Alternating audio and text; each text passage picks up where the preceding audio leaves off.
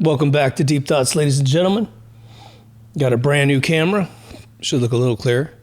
I'm going to look horrible, but that's okay. Today, we're going to cover one of my favorite conspiracies in the entire world. It's a conspiracy about the Titanic and the Olympic. Some of you will know this, and a bunch of you won't. And for those of you who don't know about this conspiracy, you're going to have more fun than you could possibly imagine, having your mind utterly blown. And at least on two different occasions, I'm going to give you proof of this conspiracy being true. Photographic proof.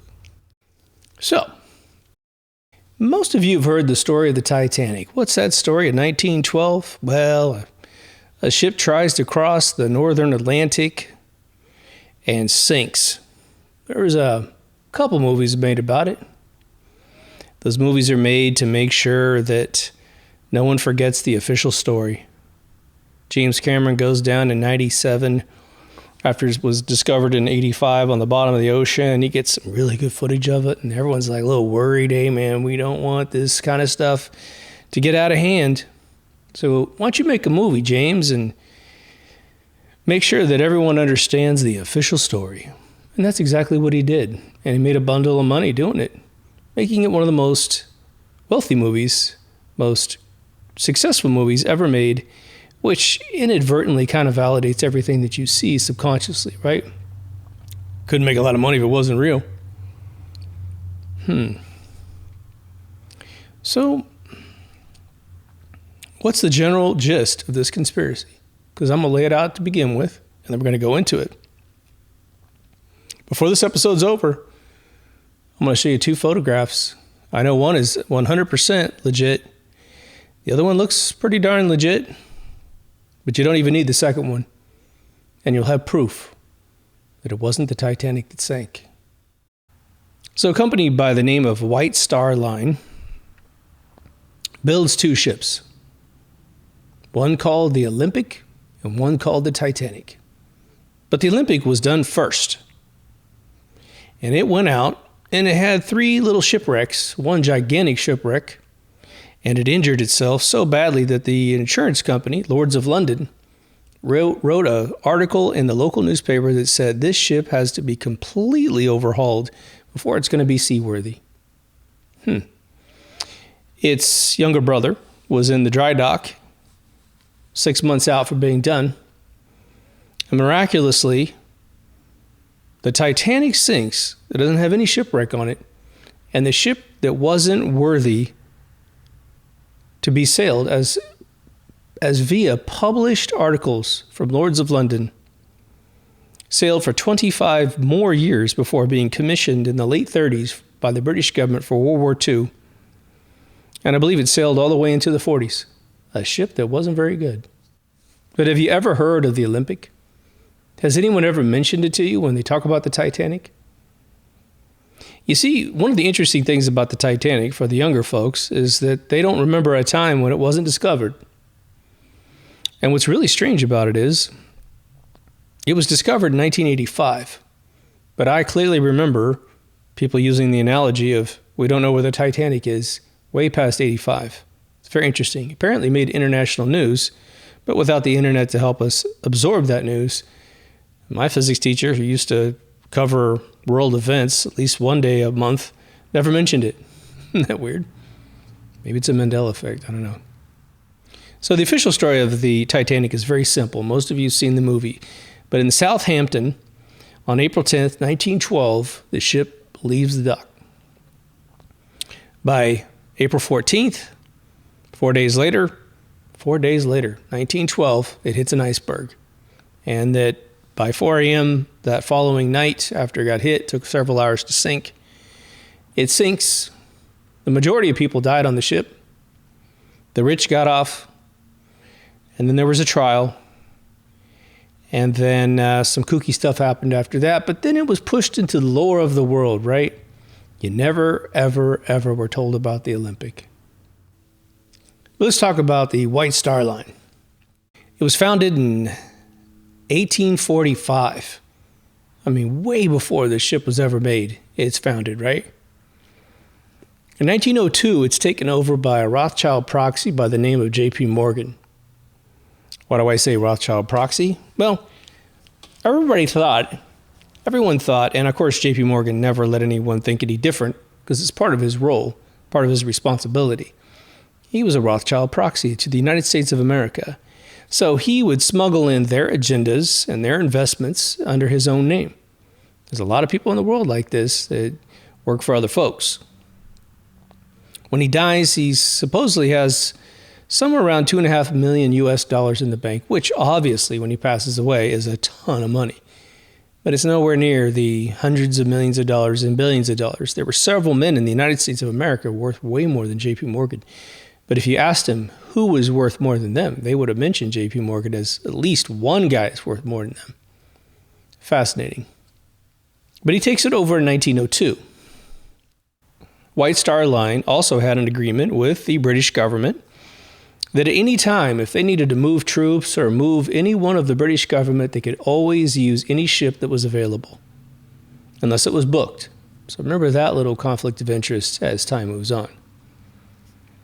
But they're known for luxury ships. They were known for the highest class vehicles that could possibly be put on water at the time. After this entire debacle, by 1934, they merged with a company called Cunard Line. So what about this Olympic ship? Before we get to the Titanic, let's talk about the Olympic, because what the hell is this ship? Most of you probably never heard of it. I'd never heard of it. And what's amazing about this story is it's so easy to corroborate all these facts. If nothing else, because of the printed paper. It was talking about Captain Smith's sort of maverick ways, right?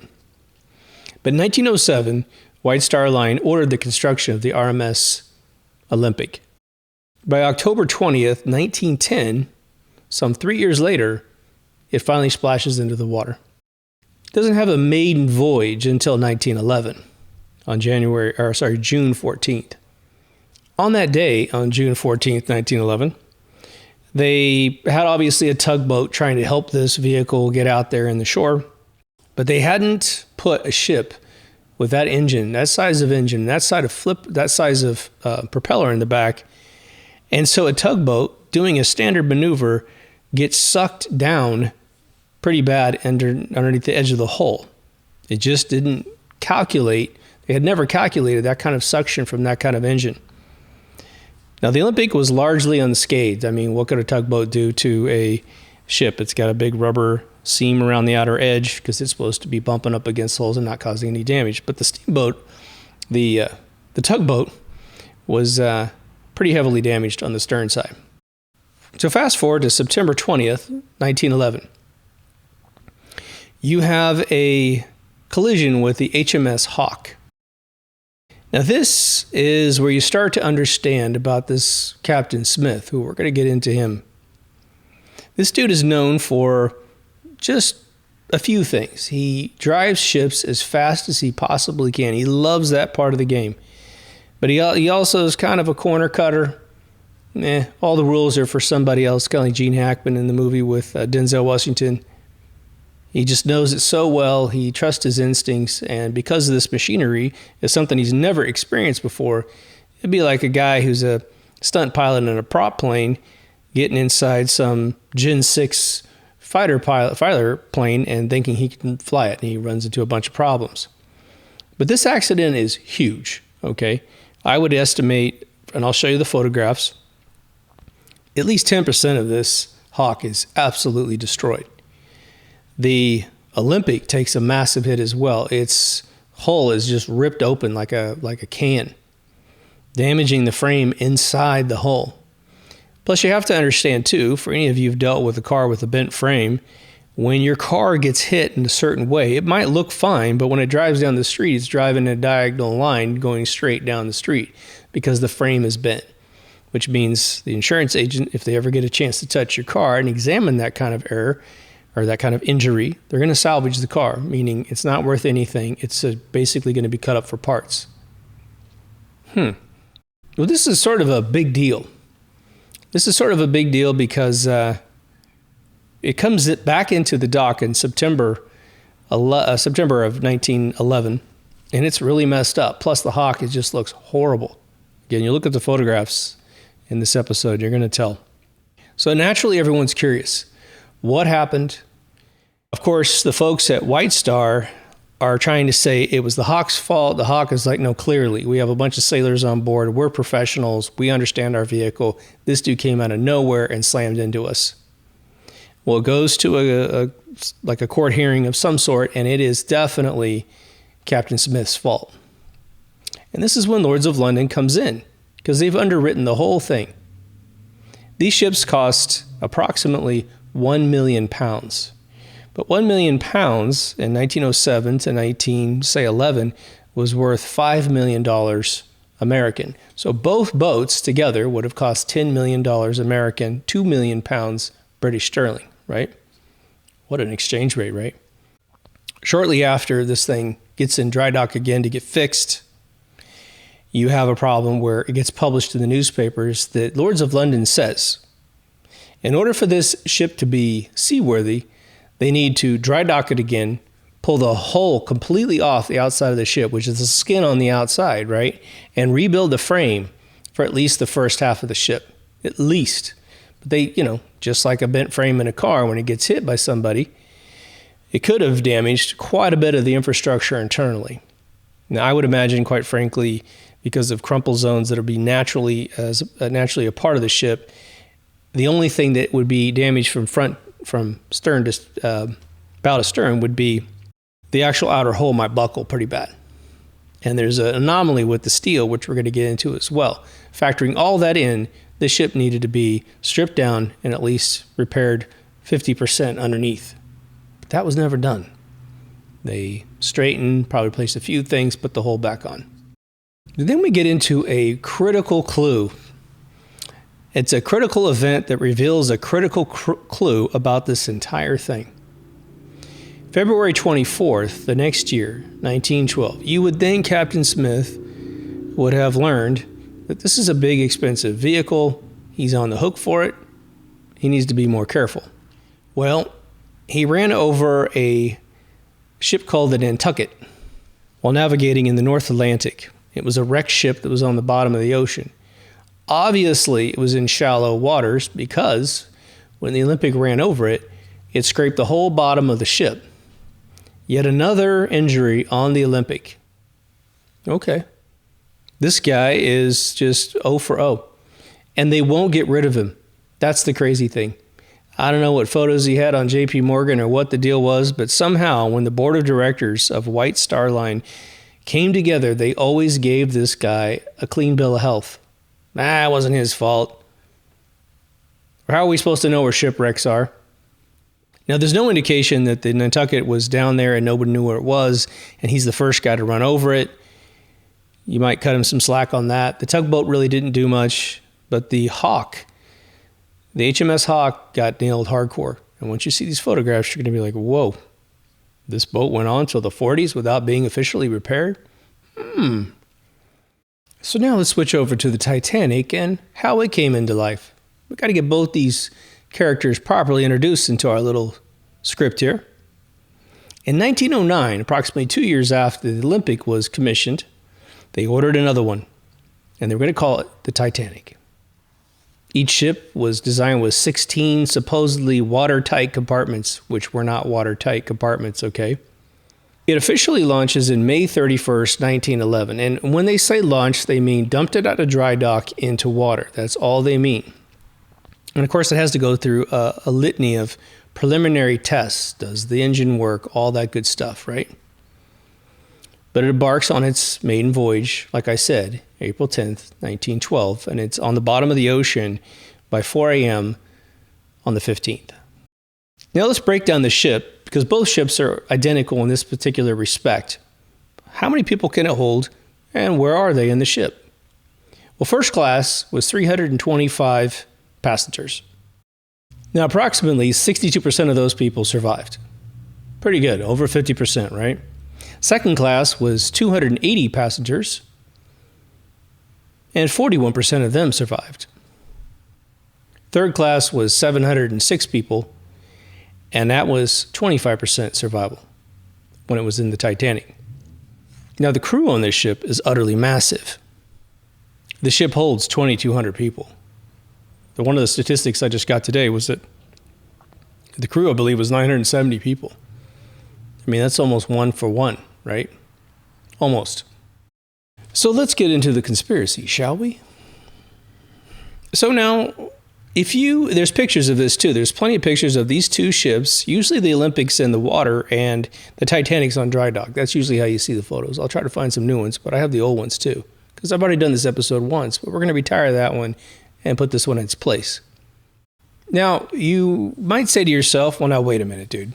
You're trying to say to me that they took a ship that had already been launched, and how do they swap the ships? I mean, wouldn't that be an amazing endeavor to swap the ships?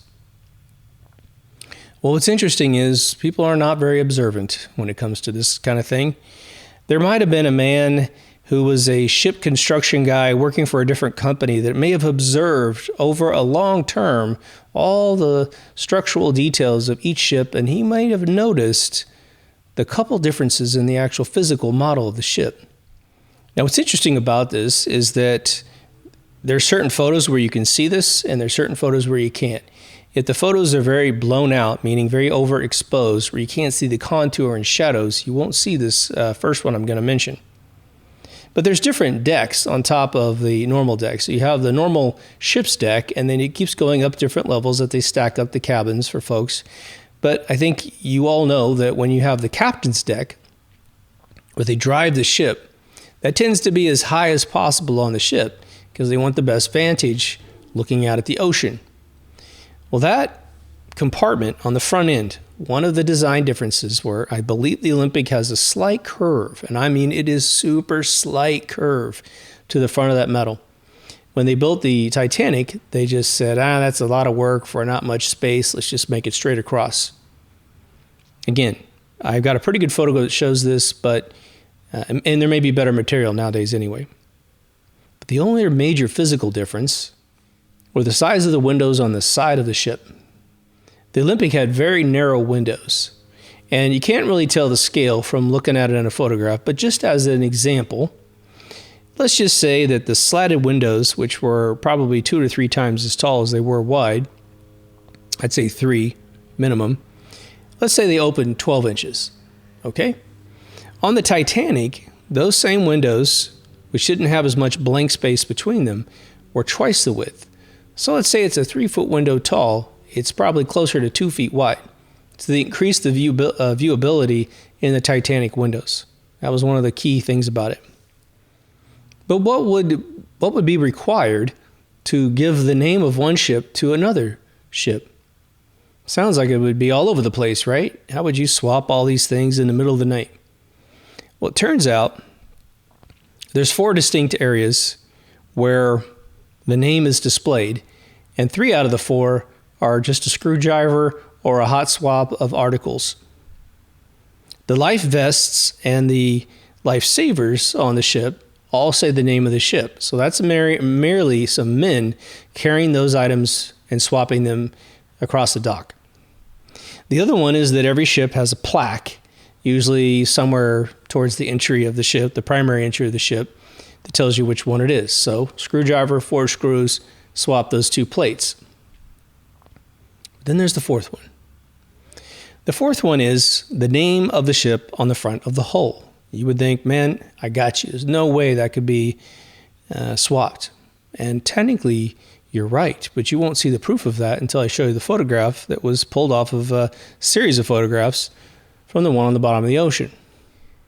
So it was standard up to that era to carve into a very thick hole, like Roman numerals are carved into, say, a cement building or a marble finish on a building in New York City, right? They would carve them into it, with those 2, 45-degree angle chisels.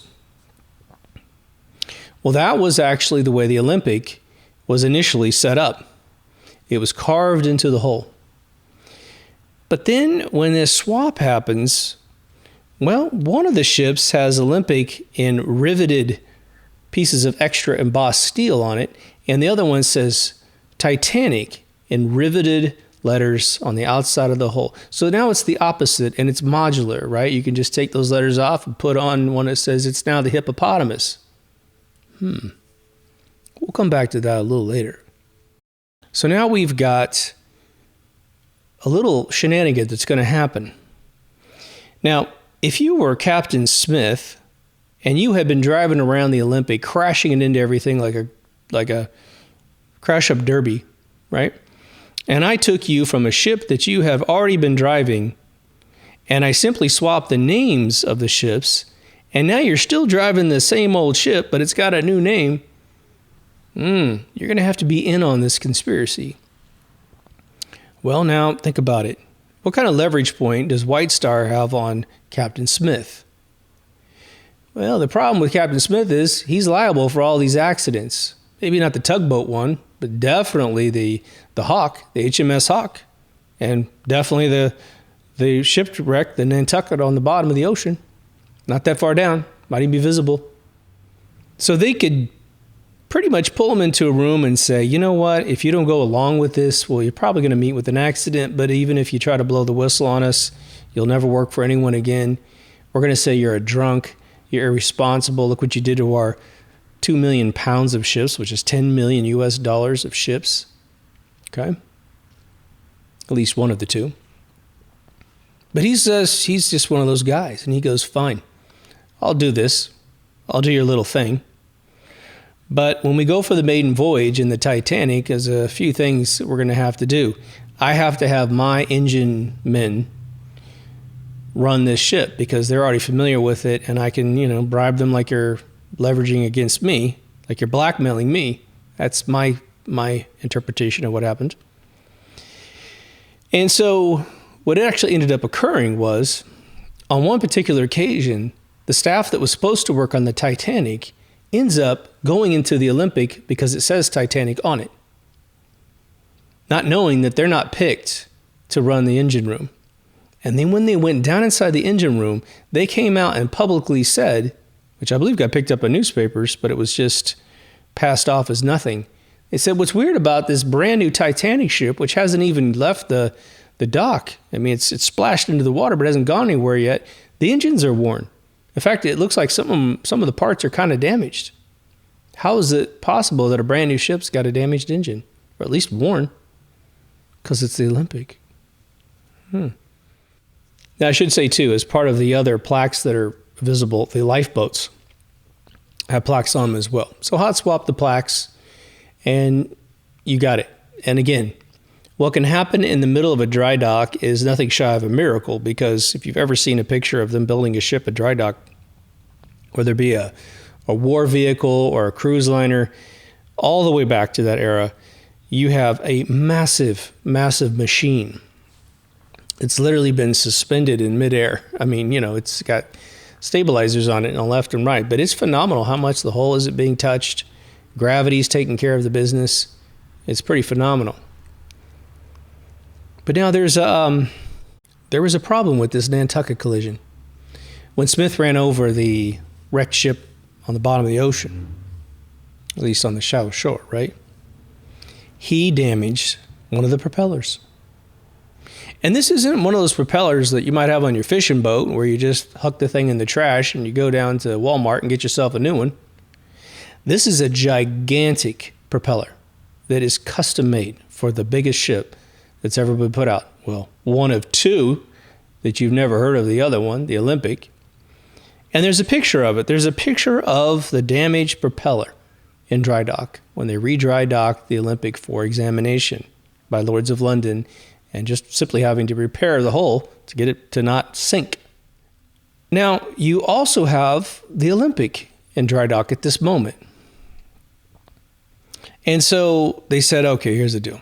The Olympic's already launched. We need to get this thing back out in the water. We got tickets we've sold, et cetera, et cetera. So what we're going to do to speed things up is we're going to use the propeller from the Titanic and put it on the Olympic. And you know what's interesting about that? Was that it was actually photographed on the Titanic before they moved it to the Olympic, just a photograph. They weren't trying to do what I'm about to tell you. But those propellers have gigantic serial numbers imprinted in the metal. And in one of those early photographs, you see the number 401. 401 to be more precise. And 401 was moved officially off the Titanic while everyone watched. It was a big event, over to the Olympic. And I'm going to show you now the first piece of photographic proof that the one on the bottom of the ocean is the Olympic, because it was never moved back. Why do that? No point in doing that. The propeller on the bottom of the ocean says 401. Now, of course, between now and me saying this, someone could go down and rub it off, but we have a photograph of it. That shows you proof the Olympic's on the bottom of the ocean. Now, it should be noted, too, that when Lloyd's of London insured these vehicles, by the time they got the Titanic finished, it was insured for 1.5 million pounds sterling, which is about $7.5 million. My original research on this noted that they actually made a $2 million profit off this crash when it finally paid out. So now let's talk about, real quick, Captain Edward John Smith. He's a very distinguished looking man. He looks like the absolute consummate sailor with the big white, furry, thick beard. Always obviously wears captain outfit with his Captain Tennille hat. He was definitely an OG guy. He's born on January 27th, 1850 in Handley, Staffordshire, England. And he joins White Star in 1880. So he'd been employed for quite some time. I mean, think about it. That's 32 years before he sinks this bad boy. The other thing they call a senior captain in that industry was a Commodore, just in case you ever hear that name as well.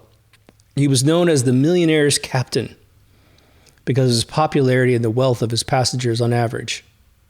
And he develops this maverick sense of driving ships way too fast because there were times when people wanted to get there on time and the weather wasn't really allowing the proper navigation or what have you, and he'd find a way, and he'd push the pedal to the metal. So people like this guy. It's like the taxi cab driver where you say, get me to, LaGuardia in, 5 minutes, and the guy can pull it off, but he's breaking every law in the book and risking everyone's life in the process, including yours. Before he even touches the Olympic, he's involved in a lot of other accidents, by the way. But because he's serving that elite, it's just like a security guy taking care of Princess Di. It's like you're allowed to break the rules until you kill the passenger, right? The stories that he helped everyone, get on the lifeboats and all that stuff was heavily contested. It was never mentioned by anyone that survived the incident, and it was more glorified in the press. So it's kind of like that cowboy folktale. Because they don't want this thing to gain any traction. They want to flip the script on this thing as soon as it occurs. So let's talk about what happened that day. Let's go back to the initial April 10th. Titanic's prepping. It's really the Olympic. And who was going to be on that ship? Well, one noted J.P. Morgan was scheduled to be on that ship. But on the day that he was supposed to get on there, April 10th, he reported in and canceled his ticket, claiming he had the flu. But that weekend, he was seen in the Moulin Rouge with a mistress. He also had a photograph taken of him at a hotel with the same lady. So hardly sick. But maybe that doesn't convince you of anything. All right. Well, he had acquired in his recent trip to Europe several bronze statues. No one knows how big these things were, but they had all been loaded onto this ship. And at the last second, a phone call came in and said, get all of the bronze statues off the ship. Well, now, even if you're sick, who cares? He's J.P. Morgan. It'll get to New York. They'll pull them off. They'll deliver them to wherever they need to be delivered. No big whoop. You got the flu, bro. Don't worry about it. Catch it on the next flight. Nope. He hasn't pulled off because he knows that ship is going down. In addition to all the other passengers that had bought tickets to the Titanic, all the first class rooms were shared with a lot of people, but 50 of them were his executives. And oddly, just before the 10th, the calls come in, or the letters come in. I don't know how they did it back in those days. And they all canceled their trips. 50 out of 50 canceled, including J.P. Morgan. And And then suddenly, the ships, those rooms that were now vacant, were like doubled and tripled in price. Now you might think, well, that's just supply and demand, but these were the elite of the elite getting on the ship. To think that there was a gaggle of people that could outspend the JP Morgan franchise to ride this ship is sort of ludicrous. But what if you're trying to save 50 lives? And you could say 100 lives if they had spouses and mistresses, right? And even kids. Just lock up those rooms. We've now made the decision. We're going to go with this crazy insurance fraud scheme. Plus, we're going to kill 3 guys from Jekyll Island. So let's not have anybody on there. So now let's talk about the plan. Because we can reconstruct it based on what actually was discovered after this incident occurred. What's the plan? I mean, how were they going to do it?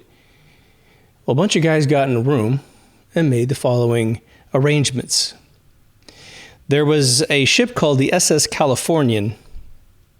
It was a cargo ship carrying a bunch of coal. So technically speaking, it had a lot of fuel on board. I assume they were like steam engines of some sort. And the idea was that it would go out first and go to the area where they knew icebergs existed. And the Titanic was supposed to follow it, within a couple miles, visible miles, slam into an iceberg, sink, and the Californian would rescue damn near everyone. That was the plan. Now, what we think took place was the following. The Californian was where it was supposed to be, but the Titanic, i.e. the Olympic, made a navigational mistake and ended up being 10 to 20 miles south of the Californian. Now, the visible range out there when this was occurring, which is also very important about seeing icebergs, was 2 to 4 miles visibility. They said it was very, very clear. Everyone reported that in the area. Every single ship in that area said, no problemos, right? Now, one could maybe contest that, maybe in the pocket where it was, it got foggy, but you have ships just above it and just below it claiming complete visibility. So running into an iceberg is a pretty stupid thing at that point.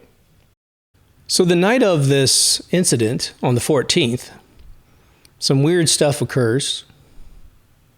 Our beautiful Captain Edward Smith, he leaves he gets the ship set on a course, which is sort of known for an iceberg area, and he tells his number 2, or his number 1, I should say that, right? Keep going in that direction. Keep your eyes out for things. I'm going to go rest. He ends up doing something really strange, which might sound completely normal if you're not aware of his his common practice, especially being a 32-year vet to driving these types of vehicles. He sleeps in his office and not in his cabin. He doesn't undress down to, say, a lower level of clothing. He stays completely decked out in his outside clothing, sleeping in his office. When the iceberg was suddenly visible, his number 1 was a guy named Chief Officer Henry Wilde, who at the last minute was reassigned from the Olympic to the Titanic, which sounds very trivial, but wasn't very common. It's kind of an unorthodox thing. Why are you moving this guy from the old ship to the new ship? Because it was still the old ship. So Henry Wilde is this guy that is supposed to watch out for the icebergs. Except he does something illogical. Now, to us, this might seem really logical. Now, I don't know how much you know about left and right on a ship, but the left is called port and the right is called starboard. And the easy way to remember that is port has 4 letters and left has 4 letters. So as long as you just remember the short one is always left, it matches the word left, and starboard has more than 4 letters, therefore it has to be right. You'll always remember that. But he sees the iceberg on the right side. And he did something that is patently ignorant when you know how to drive a ship. But to us, it's not logical. He immediately instructs the ship to do a really tight turn to the port side. Now you're thinking, well, the iceberg's off on the right. Of course you would turn to the left and get away from it. But apparently in naval navigation, you turn starboard into the iceberg's direction, which gives you immediate ability to pass it, because if you turn left, you open up the whole hull for impact. And that's exactly what took place as far as we know. And I think most of you know, the iceberg hits the side of the ship and tears this line all the way down the ship, letting in water into all these compartments that are a part of the ship. Now, most ships back in that day were organized in these rib cage sections. And they have, like you have in an office complex, you have a firewall every once in a while for anyone who's ever had to drill a hole in a wall in an office complex. Some are made of drywall and you get in there really easily, and some are made of concrete, because that's a firewall that's not supposed to allow the fire to get from one part of the building to the next, or at least slow it down. So when the fire department comes, they don't have a raging entire building raging, right? Well, in a ship, they're supposed to build these watertight components for every rib that makes the rib cage. That's supposed to be a compartment that's sealed off at the top, so that if one of them gets punctured by any collision with another ship or an iceberg, for instance, that compartment will fill up, and all you have to do is get the people out of the compartment into the next one over, seal all the doors. That's going to flood out. Anyone left in there won't survive, but you're okay. But this thing went across all those compartments, so even if they were sealed at the top, this thing's probably going to go down. But they weren't sealed because someone was trying to save some money. The other thing was the steel. And there's all kinds of theories about the steel. I think they said it had too much sulfur in it, but it was brittle. They discovered this, obviously, on the Olympic when they start smashing into the HMS Hawk. And because it's the same exact ship, it doesn't matter if the Titanic was built with better steel. It seems like White Star was always trying to cut a corner. And we wouldn't think that the surviving Titanic, renamed the Olympic, that sailed into the 40s, would have had any other steel but this crappy steel. But maybe it was the first batch of steel, because again, the Olympic was commissioned 2 years before the Titanic, even though they're virtually identical cousins, right? So the ship is nailed by this iceberg. It starts taking on water. Obviously, big problem. Well, it took this Henry Wild guy, this chief officer, Henry Wild, 45 minutes to determine that this ship was actually severely injured. Now, that might make sense, honestly. That, it takes a little while to get the damage report from a ship in 1912, right? But it takes the dude 45 minutes to even start the command to prep the lifeboats.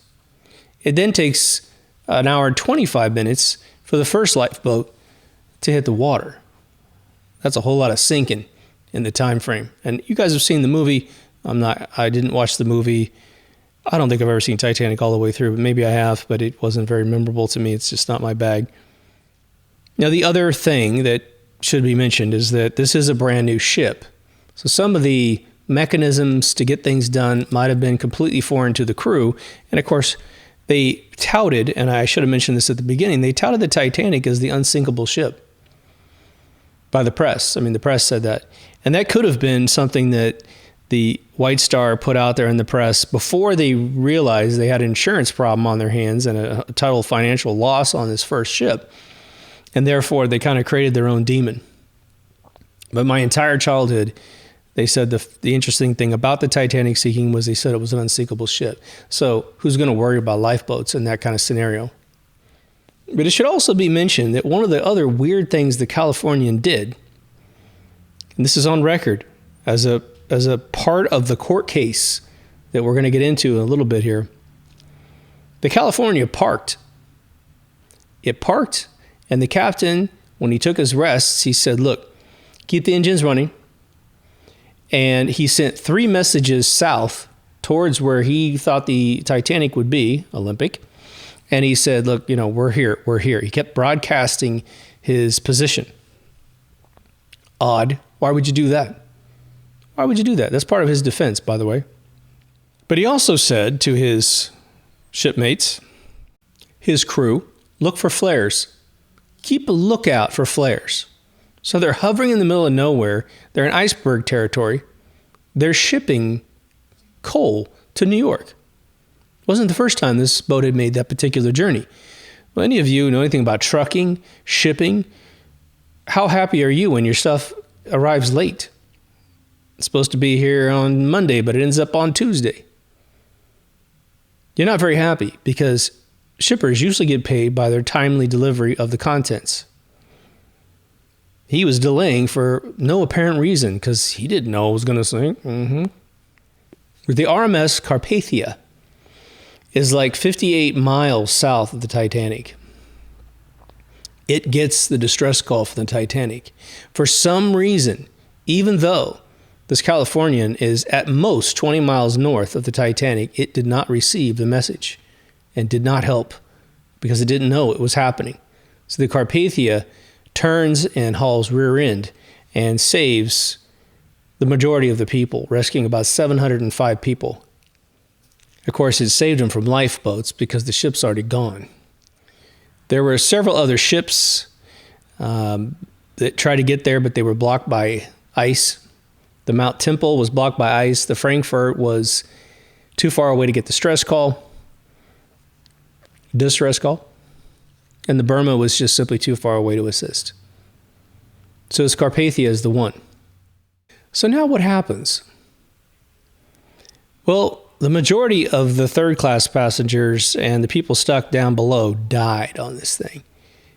There were heavy reports by people on board that said that the crew was locking the doors on the downstairs people because they wanted to make sure the rich got in the lifeboats first because they didn't have enough lifeboats for everybody that was on the ship. So lock the peasants down below, they die. Horrible death, right? Cold, getting crushed. I mean, it's the worst scenario on planet Earth, right? They take everyone back to Northshire. Now, I think you've seen the movie and you realize that there's a lot of like aristocratic people on this ship. If nothing else, there's a lot of rich people that got rescued. They take them to an open-ish warehouse in Northshire. They're held for one day. The condition by which they are allowed to leave is they have to sign a non-disclosure agreement of sorts to basically say that they won't say anything about anything that they saw. Wow, that's weird, right? You can't tell the truth about what you saw. Interesting. Sounds like those kind of truths in the world where you need laws to make sure that everyone believes those truths because they're so true, right? When they tried to flex their status in the warehouse to get out more expeditiously, they reported that they were threatened with their livelihood and everything because there was a financial empire behind White Star and they were going to flex it against them. Now, whether or not that's actually possible or they would ever do it, doesn't matter. The threats came down. So here's the weird thing, too. So the ship goes down. Thousands of people die. A little over 700 are rescued. There's 2,200 on the ship. They weren't going to do an inquiry on what happened. That wasn't going to happen initially. But the people were so enraged on both the New York side and the British side that they had to put one together. And we've seen this kind of thing in the past, right? A panel built out of all the friendly secret handshake people. They're going to probably have ties to those who did it. And they're basically going to wipe their hands clean and say, we didn't do anything wrong. But it goes a little chaotic. So the organization that organizes this inquiry is called the British Board of Trade.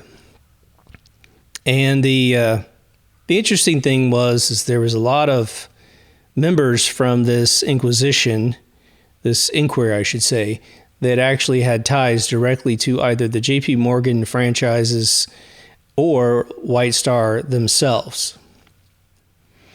Now, the interesting thing about this particular court case, when you and I go to court, if we were to defend ourselves, there'd be an attorney for the defense and an attorney for the prosecution.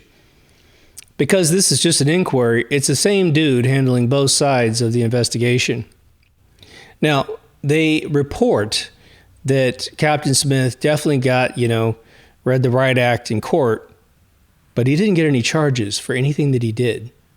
Because the press was busy being paid off by the White Star organization, i.e.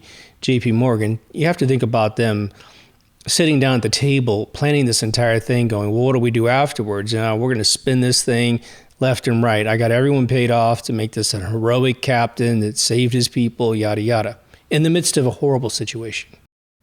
But they also identified the fact that he was speeding, that his boat was going too quick.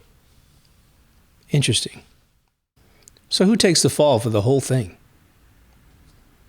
It wasn't Captain Edward Smith, the Commodore. So the captain of the SS Californian was a guy named Stanley Lord, Captain Stanley Lord. Now, you remember how this works. He's up there going in circles, or he's just kind of slow moving it, engines on. The boys are looking for flares. He's sending his position down in a radio broadcast.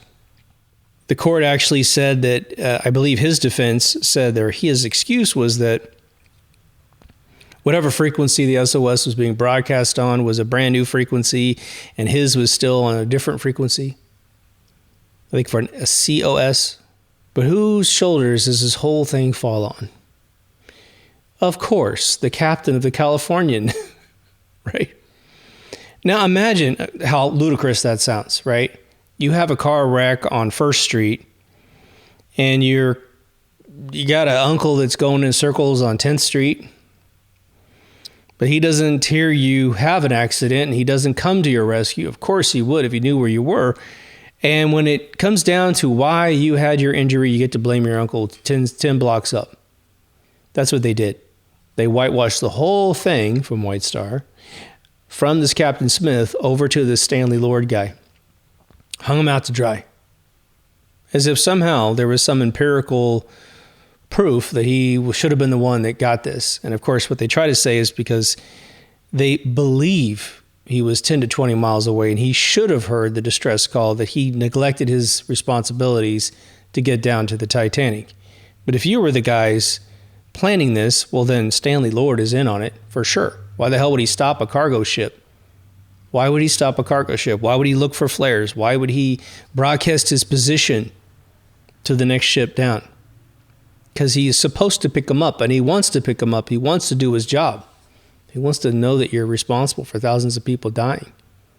As long as those lifeboats are in the water and the ship hasn't sunk, you can unlock the doors from the 1,600 people down below, and they all run out and jump in the water, and at least they have a chance, right? So they hang it on him. So now let's loop back for 1 second, because we're kind of overlooking a pretty important event that also occurred on the Olympic that night, which are 3 people from Jekyll Island that were going to squeal. But let's go back and review what the Jekyll Island meeting was all about. It's a matter of history. So I don't know how much you know about this kind of stuff. I think most of you do, but the money that we have today is called fiat currency. It in itself isn't worth anything. And it's not backed by anything specifically. It used to be that you had a bunch of gold bullion in a particular place in your country, or maybe multiple locations. And based on how much gold you have, you print paper notes against that. And based on how much paper you print, it's either worth a lot or not worth a lot. Let's say you had 10 gold bars in a room and you print 10 notes. Well, what's a piece of paper worth? Probably a bar of gold. But let's say you print 100 instead of 10. So now $1 is worth 1/10 of a bar of gold. That's the way it was before 1913 and the 16th Amendment here in the United States. Well, they had figured out something a long time ago, and they're called the money changers. They realized that people didn't want to carry around their valuables or keep them in their homes because people could come in and steal it. So they take it to a secure location and get notes issued against whatever they had in that particular safe. A great resource on this is a gentleman by the name of Bill Still, who created a movie called Money Changers, which is about 3.5 hours long. It is the history of money, and you will be an expert once you get done with this. The Paul Harvey to that story is that he got screwed by the guy that produced the video and doesn't make any money from it. So if you buy it, he's not making a dime. I think he made another one, something called The Wizard of Oz or something like that, and he makes money off that one. But nothing beats The Money Changers, and you could probably watch it for free on YouTube, or at least Rumble. It's dry, but it's very informative. So America, up to that point, had a gold-backed currency. A lot of shenanigans after this crash. But the idea was to switch us over to a fiat currency and then plunge us into World War I and World War II and Korea and Vietnam and all this other stuff. Make us spend money however they possibly can so we borrow against this stuff and get upside down. All right. Well, Jekyll Island had Senator Nelson Aldrich, Piatt Andrews, Frank Anderclip, Henry P. Davidson, Charles D. Norton, Benjamin Strong, and Paul Warburg. You see, the game was to essentially take the taxation system in America, which was largely corporate taxes, and, luxury items like firearms and tobacco. There's a few like side taxes, but most of it, 99% of it, was all coming out of corporations. So their game was to rethrow the way that the tax code worked, and you see this every day now. Corporations don't have to pay any taxes. They just make a bunch of losses and they don't pay anything. And the citizens now have to pay. So they plan this, and three guys basically tell them to go pound sand. And those are the three gentlemen that died on the Titanic / the Olympic. So Benjamin Guggenheim was another guy that was there. Sorry, the notes got a little upside down there. But John Jacob Astor IV dies. He was an American real estate mogul and one of the wealthiest people aboard the Olympic when it sank. Isidore Straus, a co-owner of Macy's department store, also dies. And this Benjamin Guggenheim, a member of one of the wealthiest mining families in the United States, dies. Now, here's the thing. If you're ever in a situation where you're at one of those meetings, keep it to yourself until you blow the whistle, instead of like the old... It's in a bunch of 30s and 40s movies where they'll be like, they walk up to a gangster and they're like, I'm going to tell the police about you, man. And then they don't have a gun. The other guy's got a gun and he goes, oh, really? Pop, you're dead, right? Kind of silly to do that.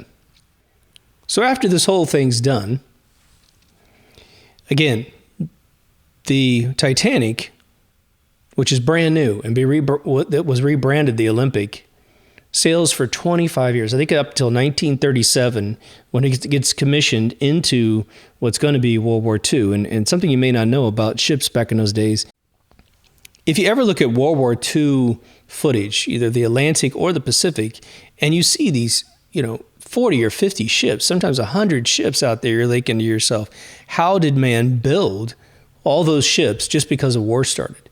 Do we really have that many ships out there?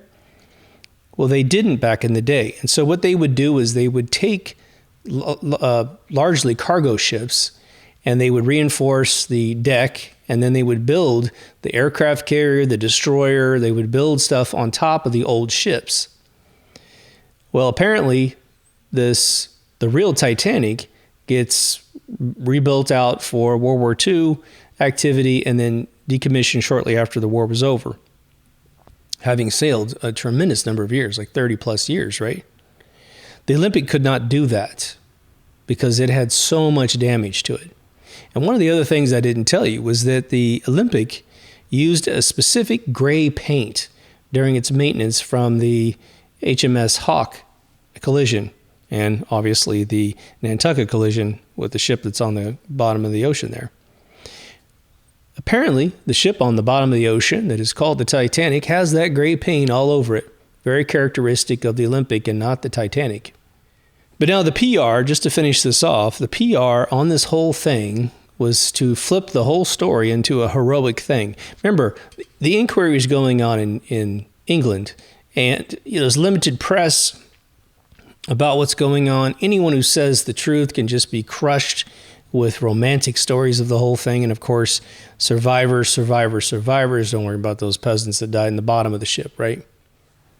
And so you have then movie after movie after movie that just keeps telling you the story that they want you to hear. And of course, James Cameron's film is one of the most successful, if not the most successful movie in world history, right? So I promised you another photograph to close this thing out before we start kind of moving around some of the subject matter.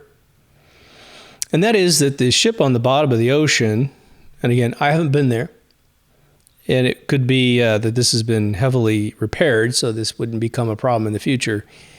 But those bolted on letters that said Titanic on the front of the hull have at least partially fallen off.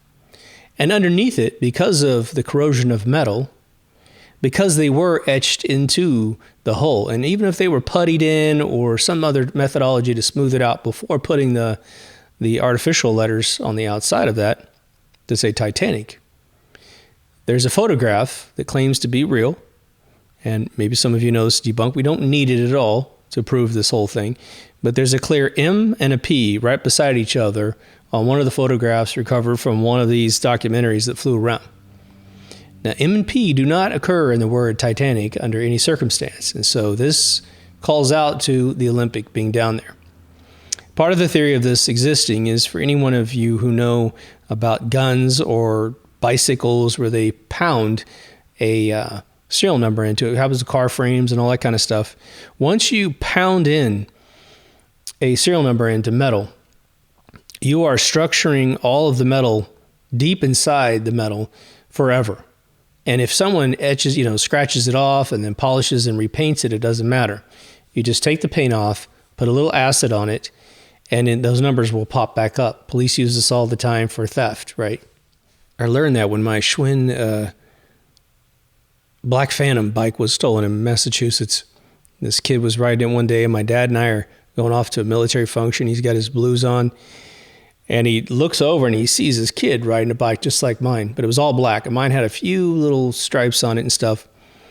And my dad stops the car, and he goes, "Is that your bike?" And I'm like, "Nah, I can't be. I'm in the passenger seat. I can't even see it." He flips the car around, finds the kid on the bike, and my dad, he was a big dude, he just grabs the crossbar and yanks this kid off the bike, just pulls it up and looks at it, and sure enough, they had filed down all of the serial numbers. We didn't do any acid tests to make sure, but it was definitely my bike. They had screwed with it quite a bit. Bastards. We got it back.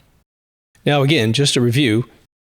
The insurance paid off on the Titanic, and it paid the full amount of the vehicle and some extra money. Sounds kind of familiar. Sounds like a couple buildings in New York where that happened too. A double payoff, right? But now there was a BBC documentary in around the 2000 or so. And there was a gentleman out there that wrote a book about this. Guy's name's Robin Gardner. And apparently he was hip to this a really long time ago, before the internet was really providing him tons of information.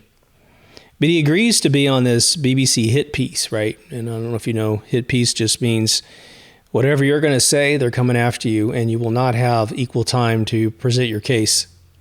But they did something utterly hilarious as the big coup de grace at the end of this episode. And it just defies all logic that this would be considered evidence to counteract his theory. When we have the 401 propeller on the bottom of the ocean, we have the gray paint. We have all of the shenanigans of pulling this statue, or pulling those sculptures off, and none of the JP Morgan passengers were on there, and all this other stuff we mentioned in the episode.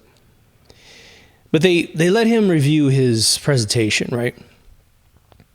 And he does a pretty good job. And at the very end, they go down to some archive somewhere. And they pull out the blueprints of the Olympic, and then they pull out the blueprints of the Titanic. And they show it to him. And they show him the photographs of the ship on the bottom of the ocean with that curved thing versus the flat thing, right? Now, again, these photographs that we have, well, they're old, right? And they're not terribly detailed. That's the other thing. But they managed to show him that the blueprint for the one on the bottom of the ocean is distinctly under the Titanic column, and it doesn't match the one under the Olympic column. As if, okay, let's just say they were never expected to find this ship in their lifetimes, which they didn't, right? But they don't want to have, the company's defunct and all this other stuff, but you just don't want people to know that these kind of things occur, because then people get suspicious about stuff, right? All they had to do in 1912, when they decided they were going to hatch a conspiracy to defraud Lords of London of 1.5 million pounds sterling. Remember, the Olympic only cost $1 million. The Titanic supposedly cost 1.5. But if you get to keep the Titanic and you're actually writing your insurance claim for the one that costs you $500,000 less, you're making $500,000 sterling more.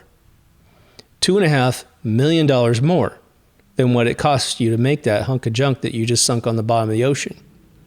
So they would obviously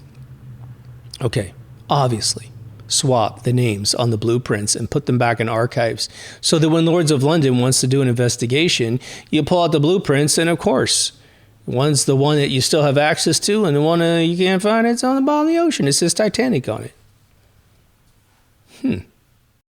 But let's look at the climate of the situation, because we're going to deviate now from the Titanic and just kind of review the Jekyll Island thing. The Titanic and the Olympic, it's just an insurance fraud. It just so happened they needed to bump off 3 guys that were coming over to rat on this 16th Amendment that was about to get falsely ratified. And by falsely ratified, if you're going to amend the Constitution of the United States, you need to have a majority in all 50 states. But as I have researched in my 30 years of doing this, the state of Philadelphia, Tennessee, Kentucky, and Oklahoma all stated that they were forced at gunpoint to sign the documents to ratify the 16th Amendment. It was worth trillions and trillions and quadrillions of dollars of debt. There's a little Ponzi scheme going on in the world, and it's called the US dollar. And the way it works is this. This is just a little bonus for you at the end of the episode, okay? If I loaned you $1, and I agreed and you agreed that you owe me $1.10, 10% interest when you pay me back that dollar, you're like, no problem. And why is it no problem for you? Well, you could probably dig in your seat cushion and find a dime. Worst case scenario, you go up to your buddy, you go, you mind giving me a dime? I'm never going to give this back. Is that okay? Yeah, sure, here's a dime. And so you bring back the initial dollar plus the dime, and you've now paid it all off. But now imagine there's a fiat currency in the United States of America that operates like this.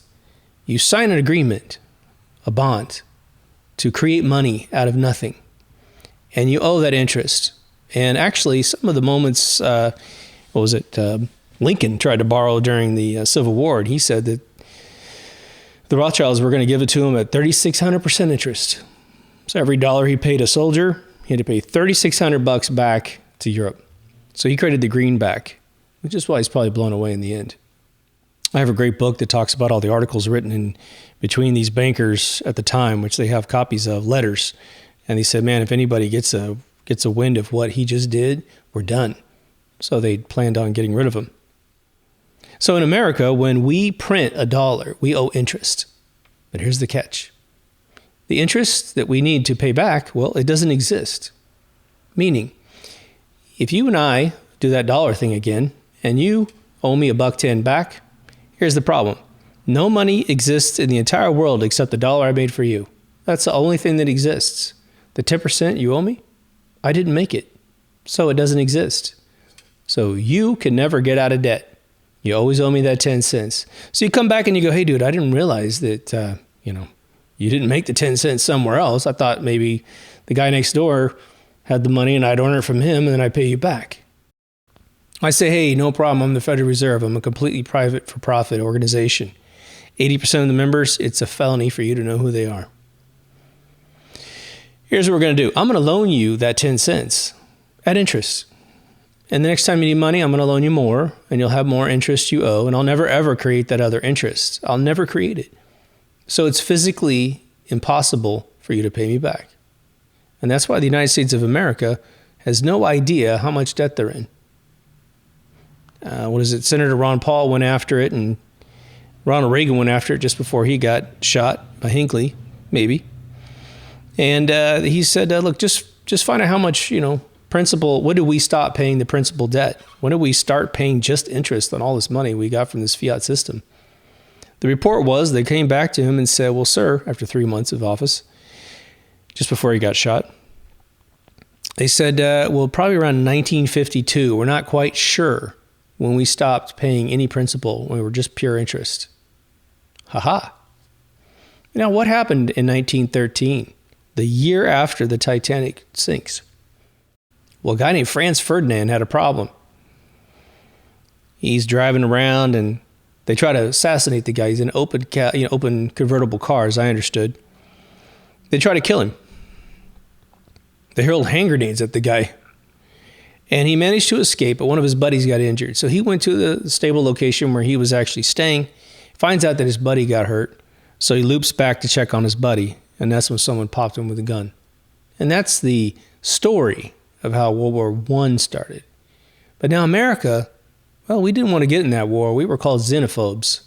We just didn't care about other people's problems, is what they accused us of. It was all a big press war.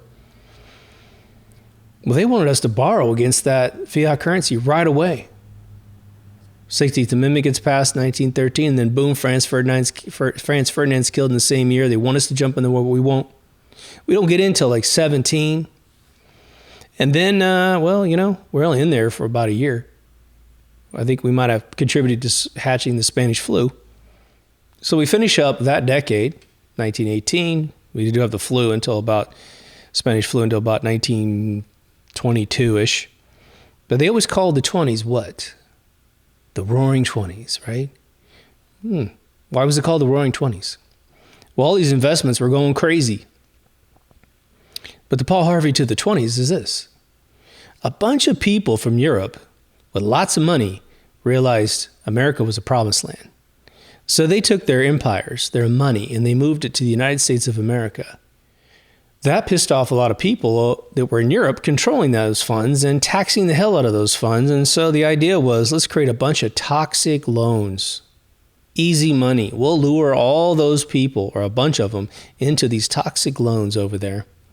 And then we'll call on all the debts. Meaning the little fine print that Willy Wonka hides at the bottom, it says on any one day I can call this loan. Right now you got to pay me or it's over. They called them all. 1929 crash. They took all that money back. They rescinded out of circulation, as per Bill Still, I believe, 3/4 of the money from circulation. So imagine that. You have $1 million that circulates around America in 1929, and they pull it down to $250,000 for everyone to share. Good luck getting a buck. Now, granted, you could probably eat a whole meal for 15 cents. But it's a lot of people sharing a really small pile. But then what happens? Well, the Depression starts because they have to go after the middle class. 29 crash, then the Depression. Well, takes a little while to kind of get heated up, right? 35% of Americans were technically unemployed, but they think it was way over the 50%. My grandmother was scarred for her whole life because of the Depression, and she was amply employed at the time, but still things were hard, man. But what did they do in the 30s? What was worth money and what wasn't worth money? Well, gold was worth money and paper was worth crap because it's fiat, remember? Remember the thing I told you? So they pulled all the gold from people and supposedly shipped it off to a place called Fort Knox. Fort Knox is this weird building built next to a railroad track, making it easy to bring the gold there and dump it off. Now, no one has gone in that place and audited that place since it was built. But they say it's named after, I think, a Navy admiral that has the last name Knox, K-N-O-X. But I'm going to propose to you that it's actually named after a man that drafted the first 16th Amendment and tried to get it passed in the late 1890s, failed, came in through Teddy Roosevelt. His name is Philander Knox, and he was an attorney for all the big railroad tycoons. He was a very senior man. Why not name it after the guy that put it all together? And then say you gave it to some other guy's name. Makes no sense at all. One guy was a financial guy that drafted the 16th Amendment's first version, and another guy's a Navy admiral. Doesn't make any sense. But we think that most of that gold's gone now. Now, it would strategically make sense not to store it in that building because, geez, someone could just come there and steal it all. Foreign country would just know right where to go to steal all your bullion. So it doesn't make any sense it would be there anyway. But now, how did America get out of the Depression? There was a guy in Germany that got a little crazy, Hitler. And regardless of what you think of what happened during that war, let's focus on America and getting out of the Depression. We have this obviously very depressed economy. We have a completely depressed population. Again, my grandmother when she would serve dinner, she would just lament about the Depression in the 80s, man. It had been quite a while. She wouldn't do it in any melancholy way to bring us all down, but she would just remind us that things are rare, waste not, want not, that kind of stuff. I bought a pair of socks from a place in 1987 in Westlake, California. After I came to California, started working for the TurboTax place. And the guy said to me, he goes, I picked a bunch of like different socks, right, with the different patterns on it. And he looked at me and he says, let me tell you something. He goes, during the Depression, we had a trick about buying socks. And I said, really? And I'm thinking, my God, this guy is still hanging on to these theories. And it was a great theory. He said, don't buy socks with different patterns on them. Buy them all to match. I said, why is that? And he goes, well, if one gets a hole in it, you can still use the spare with the other ones. But if you buy all these patterned socks, one goes down, they both go down. That was like pretty brilliant, right? But that just shows you how intense that was. But on December 7th, 1941, a very orchestrated event happened. Teddy Roosevelt was the guy that helped it out. 2 gigantic armadas of naval ships sailed west and sailed east to make sure the Japanese armada was right there to be unimpeded to attack. Both Navy admirals were given the equivalent of the Medal of Honor of the naval kind, and their families in the last 20 years basically blew the whistle on it and said, look, they did exactly as they were ordered. And here's a letter from President Roosevelt that says, for following difficult orders I gave you, here's the medal. Boom. So that was started. And don't forget, Charlie Chaplin created the movie called The Great Dictator. His final speech in that movie is known as the greatest speech ever filmed, and I can't argue, although it's more and more difficult to get it online. But he basically gave a speech. He was playing a Jewish barber who was mistaken for Hitler by the end of the movie. It's kind of a comedy, but it's also pretty poignant.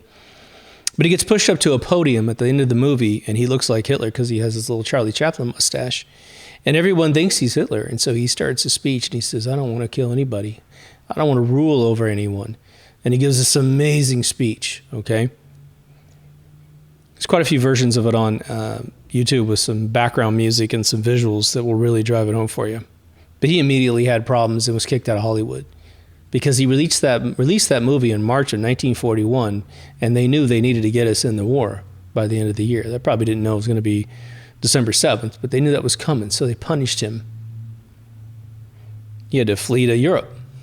He comes back in the 70s, and they give him a Lifetime Achievement Award, basically.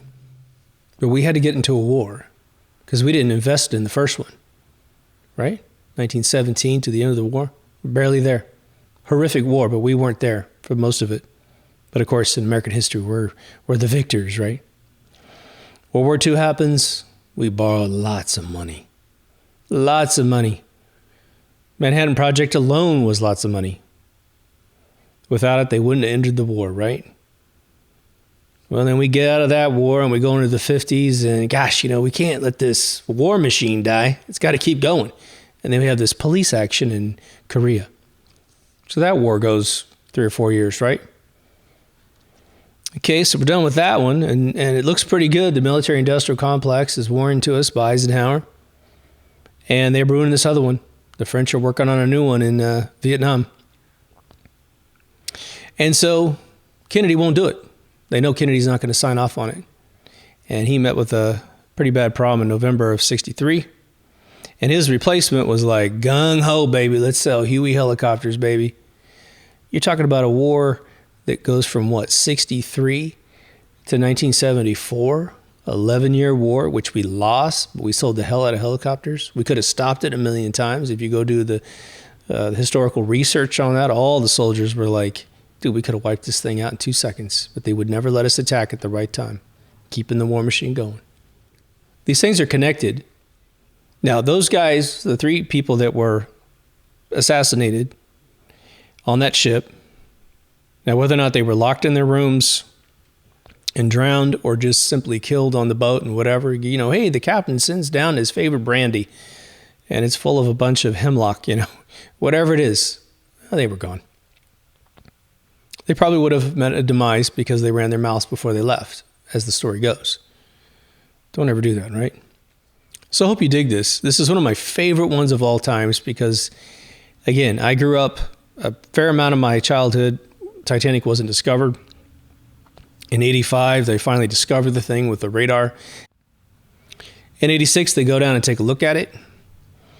And then, of course, Cameron goes down and blows it out in 97 because he's now making tons of money. And then the movie comes out, and it's just history. Does it really matter? Other than the 60th Amendment issue, which again, regardless of that boat, if the individuals talked, they were done for, right? Wouldn't have mattered. It just happens to be the vehicle in which they actually passed away in. But do your research. This one's really fun. If you haven't been to deepthoughtsradio.com lately, please go. Everything's up there. I get questions all the time about how to get the podcast, how do I find season 1. Season 1's on a different channel on YouTube, but they've censored so many videos off, you're missing out. So I would say bitshoot.com, we have a channel over there, one on Rumble. Just go to the website, all the links to get over there are up there. If you want to get notifications that these videos are out, and you don't trust the algorithm on YouTube, which you get unsubscribed constantly, just get over to minds.com, Gab, Getter. Just go over to the website. All the social media links are up there that aren't part of the big control apparatus. We also have a store up there with lots of fun t-shirts. For those of you who have been listening for a really long time, you owe it to get yourself the alumni shirt. I'm finally making a little bit of money, and I was able to reduce the price. And the shirts are priced based on the size and not just a blank price, which is what the previous place was. If you have any problems with that, just send me a link, send me a message to the website at the e-commerce side. I get them and I can help out. But I think this is running really smooth. Anyway, take care of yourself and someone else, and I'll see you in the next Deep Thoughts. Over now.